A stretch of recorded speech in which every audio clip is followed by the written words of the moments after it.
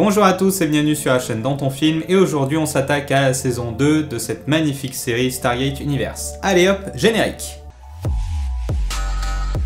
Non, pas de générique, c'est chiant sur YouTube.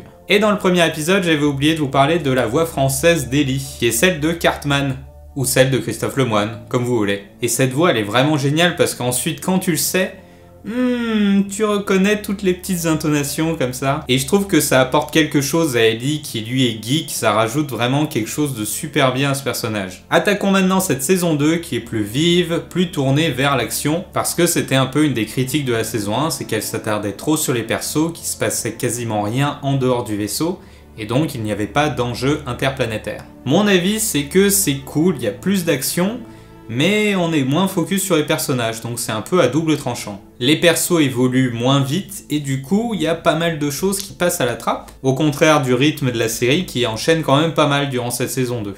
La relation entre Ellie et Chloé est un très bon exemple, parce que leur relation elle passe complètement à la trappe. Et pour moi, c'est un des points dommageables de cette saison 2. Heureusement, c'est quand même rattrapé par des moments assez exceptionnels que tout fan de la série rêvait de voir. La découverte du vaisseau poseur de porte. Et durant cette séquence, j'avais vraiment des étoiles plein les yeux, quoi. Enfin. Mais là aussi, c'est esquivé super vite, hein. Rush, il regarde, il dit « Ouais, bah c'est pas mal. Allez hop, on passe à autre chose. » Et cette saison 2, c'est clairement ça, on te montre un truc, et directement après, allez hop, on passe à autre chose, faut vite enchaîner, hein, vite enchaîner. Et je pense qu'ils avaient peut-être le sentiment que cette saison sera la dernière, donc ils veulent montrer plein de choses. C'est une saison avec plus d'action, et avec l'arrivée d'un nouvel ennemi, les drones. Et c'est l'occasion de faire plein de batailles spatiales, ce qui manquait un peu à la saison 1, et on voit enfin le Destiny utiliser son super canon. Ce nouvel ennemi va être l'arc narratif de cette dernière saison, jusqu'à cette fin... Ouais, cette fin, je vous en parlerai plus tard en fin de vidéo. Le point le plus dommageable de cette saison 2 est la relation d'Ellie et Chloé qui n'évolue pas du tout. Je sais pas pourquoi ils ont voulu les séparer à ce point. Je m'attendais à autre chose parce que la fin de la saison 1, c'est un peu la fin de cet arc narratif autour du triangle amoureux qui fonctionnait pas vraiment, et je m'attendais à ce qu'ils s'installent dans une vraie amitié et quelque chose d'un peu plus profond. Et là, ils les ont complètement séparés. Comme si leur relation, elle était pas intéressante s'il n'y avait que de l'amitié.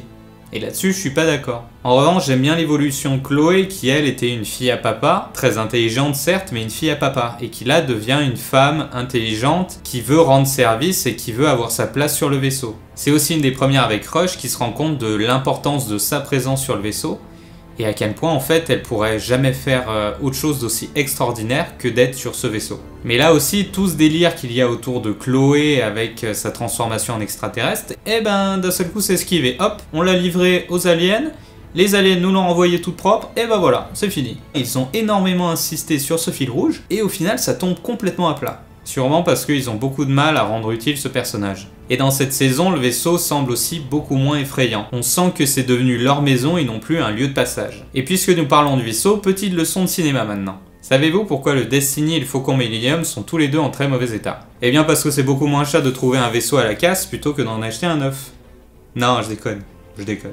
En fait, tout commence fin des années 60 avec la sortie de 2001, l'Odyssée de l'espace. Avec ces vaisseaux en maquette immaculés de blanc tournés en studio. Lors de la sortie du film, les critiques étaient bonnes, mais il y en avait pas mal qui ressortaient le fait qu'elles avaient du mal à croire que c'était de véritables vaisseaux. Que les vaisseaux ils étaient trop propres, trop blancs, trop parfaits pour être réels. Et lorsque George Lucas a voulu faire son Star Wars 10 ans plus tard, il s'est bien sûr intéressé à 2001 et comment ils avaient fait les maquettes. Du coup, il a pris en compte les critiques. Il s'est dit que le Faucon Millennium c'était le centre du film et fallait que les spectateurs y croient. Donc il fallait le rendre sale, le rendre tout cabossé, tout cassé pour qu'il ait une expérience, qu'on sente qu'il ait du vécu, comme la peau d'un humain, pour que l'on croie à son existence réelle. Et puis ça permettait de rajouter des rebonds scénaristiques à tous ces moments où ce fichu vaisseau il veut pas fonctionner. Pour le Destiny, ça se voit, il y a des trous plein la coque, et ça dès le début de la série. Sa vieillesse permet déjà de réduire sa puissance de feu face aux ennemis, parce qu'on se doute bien qu'un vaisseau ancien de cette taille devait vraiment être surpuissant, alors que maintenant avec le temps qui a passé, on sent qu'il a été un peu rafistolé dans tous les sens. Donc si vous voyez des vaisseaux spatiaux dans les films qui sont tout cabossés, tout cassés, c'est pour essayer de mettre du réel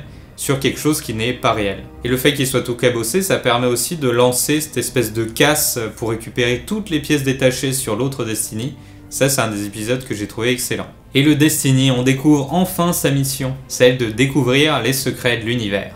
Rien que ça. Alors c'est très beau et c'est très approprié, mais C'est un peu une mission sans fin. Et je me demande ce que ça aurait donné si cette série avait eu droit à 10 saisons, s'ils auraient vraiment avancé sur ce fil rouge, de la mission des secrets de l'univers. C'est un des très bons points de cette saison, c'est que Rush n'est plus le seul à comprendre l'importance de leur présence à bord de ce vaisseau.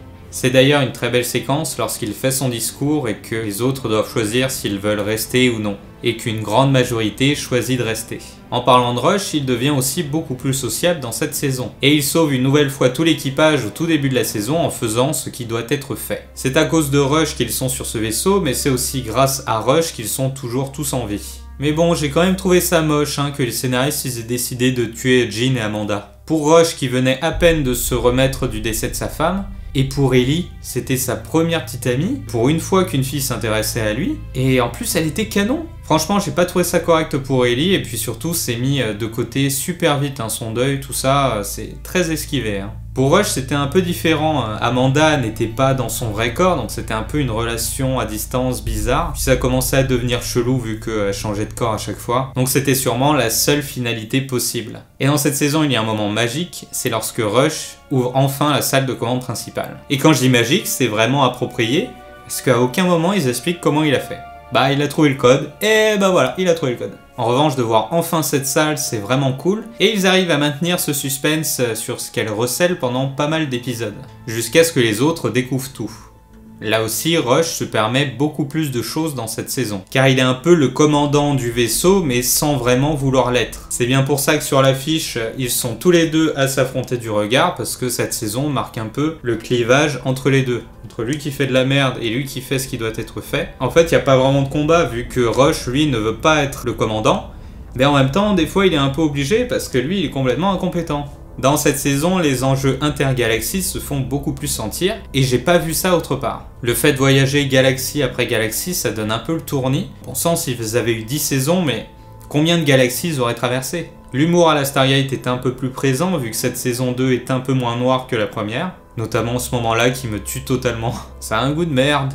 Je vous l'avais dit. On retrouve cet échange qu'il y avait eu dans le tout premier film entre Daniel et Kazouf, qui lui dit que c'est sucré.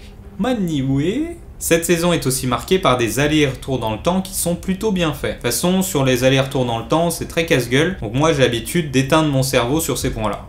Comme ça, je suis tranquille. Et le fait que rien ne soit expliqué, c'est bien car ça rajoute une dimension fantastique. Et cette civilisation qui est en fait leur descendant, mais en fait pas vraiment, est une des grandes idées de cette saison. Et quand il y a le double de Rush, là aussi j'ai trouvé ça excellent sa réaction. Il est tellement zen.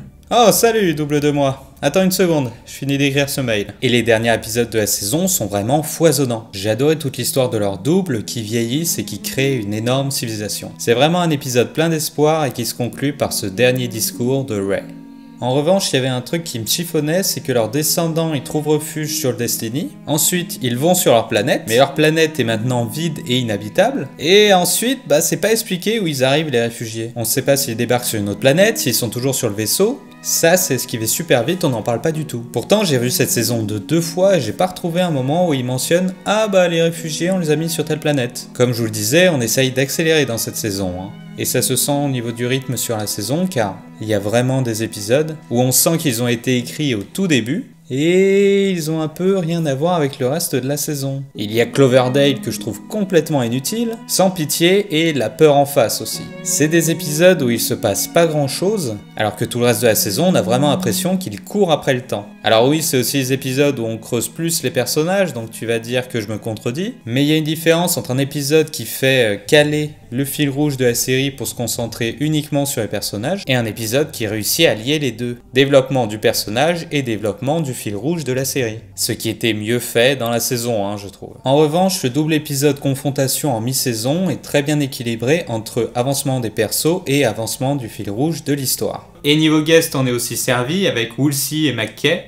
et ça fait vraiment plaisir de le voir. McKay d'ailleurs, qui était le seul qui pouvait nous faire avaler qu'il avait réussi à résoudre le problème de la planète qui explose suite au 9e chevron. Et j'aime beaucoup ces guests puisqu'ils restent tels quels. Ils sont pas changés pour la nouvelle série. Dans cette saison, l'isolement est toujours d'actualité et c'est très bien car dans Stargate Atlantis, ils avaient coupé cet isolement un peu trop tôt.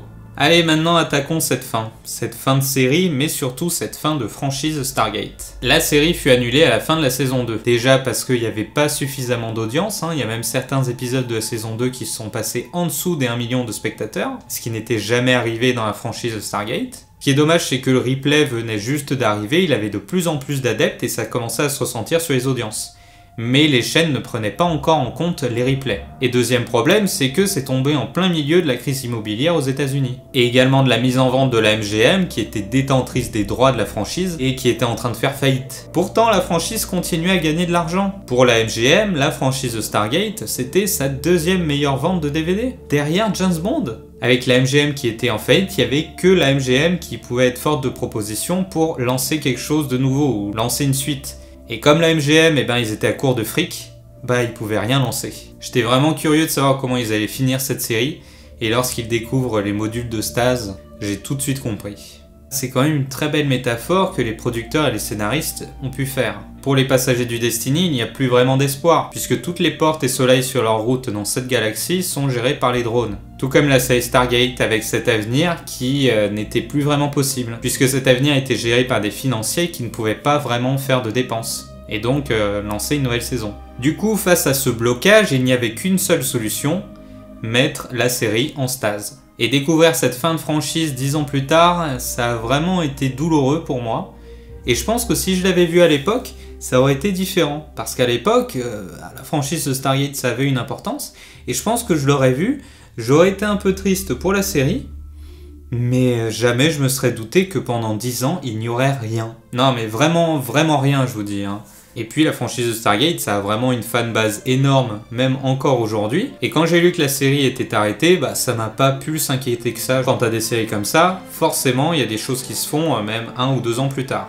Et les scénaristes devaient le penser aussi. Cet épisode de fin rentre clairement dans les épisodes les plus tristes de la franchise. Avec l'épisode de la mort de Daniel, de la mort de Frasier ou de Beckett. Et je dirais même dans mon top 3 des fins de série les plus tristes avec la fin de Lost. Ce qui est triste aussi, c'est que comme cette série n'a pas marqué la fanbase, s'il y a un retour, une nouvelle série ou quelque chose de supplémentaire dans la franchise de Stargate, qui est apparemment en train de se faire, je pense que ça n'aura absolument aucun rapport avec le Destiny. Et on saura jamais vraiment ce qu'il en est pour eux. Et les producteurs, ils savent bien que cette série s'est un peu cassée la gueule parce que la fanbase n'a pas suivi parce que c'était trop différent de la franchise de Stargate. Donc je vois pas comment, même s'ils avaient de l'argent, ils auraient envie de faire une suite. Après, j'imaginerais un bon truc pour le retour de la franchise. Par exemple, on prendrait une saison de 24 épisodes. Les 10 premiers épisodes, ce serait sur le Destiny, et on ne saurait absolument pas ce qui se passe sur Terre. Ça permettrait de maintenir un espèce de petit suspense comme ça. Les 10 épisodes suivants, ce serait sur Atlantis, pour conclure un peu cette série. Et les 4 derniers épisodes de la saison, ça mixerait Atlantis et le Destiny.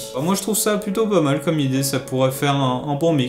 Et puis ça permettrait de conclure enfin ces deux séries ensemble. Comme conclusion, ça me satisfait beaucoup plus que, par exemple, un épisode de 2 heures de Stargate Atlantis qu'ils avaient prévu pour conclure la série. Ça, je suis content qu'ils l'aient pas fait, parce qu'à mon avis, ça aurait vraiment été... D'ailleurs, en parlant de Stargate Atlantis, le prochain épisode sera sur la saison 1. Donc oui, il fallait mettre fin à la franchise en la mettant sous stase en attendant des jours plus cléments. Avec cette musique merveilleuse qui met fin à la franchise, cette métaphore et cette fin est d'autant plus dure. Ah, cette musique bon sang qui est le thème de ce dernier épisode, qui revient à chaque fois qu'un groupe rentre dans les modules de stase. Et au fur et à mesure, leur groupe se rétrécit et à la fin, ils ne sont plus que quelques-uns sur le vaisseau. Mais heureusement, il reste le sourire d'Ellie, qui s'émerveille devant les étoiles. C'est ce que j'ai toujours retenu de cette franchise. Quels que soient les obstacles qu'il y a devant vous, quelle que soit la peine que vous avez, n'oubliez pas de regarder les étoiles, car tout est possible. Et puis maintenant, moi j'ai plus aucun épisode à voir quoi. Franchement, j'ai vu l'été dernier, je l'ai revu récemment, et c'est vrai qu'à chaque fin de saison, je reste un peu bloqué pendant un moment. Comme si dans ma vie, j'allais rien voir d'aussi ouf et qui me corresponde aussi bien. Et je pense que ce que dit le Dr. Ware dans la saison 1 est parfait. Parce que il n'y aura jamais rien d'aussi ouf que Stargate.